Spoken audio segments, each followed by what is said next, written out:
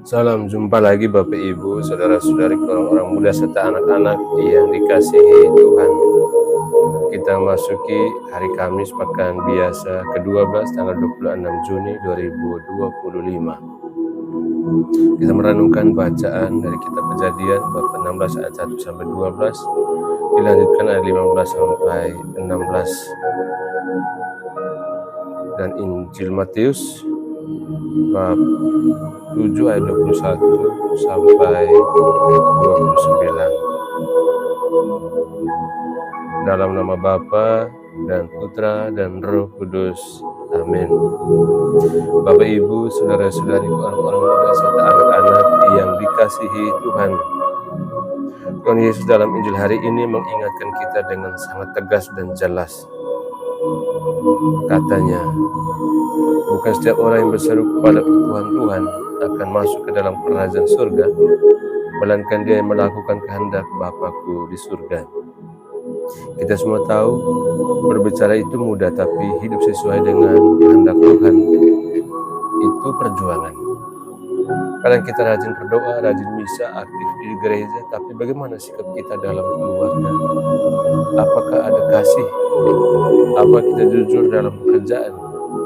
Apa kita sabar dan tidak menyimpan dendam? Tuhan Yesus tidak mencari orang yang sekadar bisa menyebut namanya. Yesus mencari orang yang menjadikan firman-Nya sebagai fondasi hidup, seperti rumah yang dibangun di atas batu, kuat menghadapi hujan, angin, dan banjir. Iman kita diuji bukan saat semua lancar-lancar saja, tapi saat hidup kita goyah. Kalau fondasi kita adalah firman Tuhan, maka kita tetap berdiri, tidak karena kekuatan kita, tapi karena kita bersandar pada kehendak Allah. Saudara-saudariku yang dikasihi Tuhan, dalam bacaan pertama kita mendengar kisah Hagar, seorang budak perempuan yang mengalami ketidakadilan. Ia diusir, menderita, dan tidak punya siapa-siapa. Tapi justru dalam kesendirian itu Tuhan menampakkan diri kepadanya dan memberinya penghiburan. Tuhan telah melihat aku, katanya.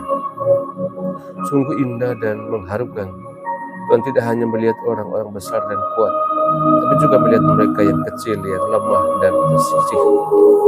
Hagar mengalami Tuhan yang peduli dan tidak membiarkan dia berjalan sendirian. Bukankah banyak dari kita juga seperti Hagar, terkadang merasa sendirian dalam penderitaan, tidak dimengerti, tidak dianggap. Tapi hari ini Tuhan mau mengingatkan kita. Aku melihat engkau, aku perhatikan langkah-langkahmu. Saudara-saudariku dikasihi Tuhan, kalau kita mau hidup, kita bertahan di tengah dunia yang penuh tantangan ini, kita harus membangun rumah kita di atas batu. Batu itulah ketaatan pada kehendak Tuhan, bukan hanya hafal firman, dan melakukan firman. Bukan hanya berbicara tentang kasih, tapi hidup dalam kasih. Mungkin itu berarti mengampuni orang yang sudah menyakiti kita. Mungkin berarti jujur meski rugi. Mungkin berarti berdoa walau hati sedang kecewa. Disitulah rumah kita sedang dibangun di atas dasar yang kuat.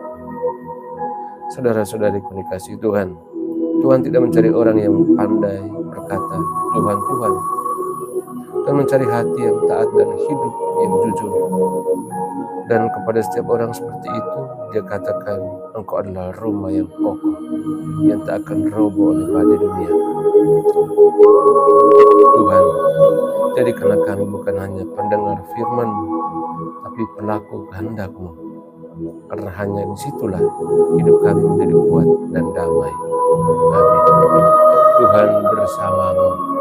Semua kita sekalian, semua mereka yang kita kenangkan dalam doa-doa kita, dan usaha-usaha kita senantiasa dilindungi, dibimbing, dan diberkati oleh Allah yang Maha Kuasa, Bapa dan Putra dan Roh Kudus. Amin.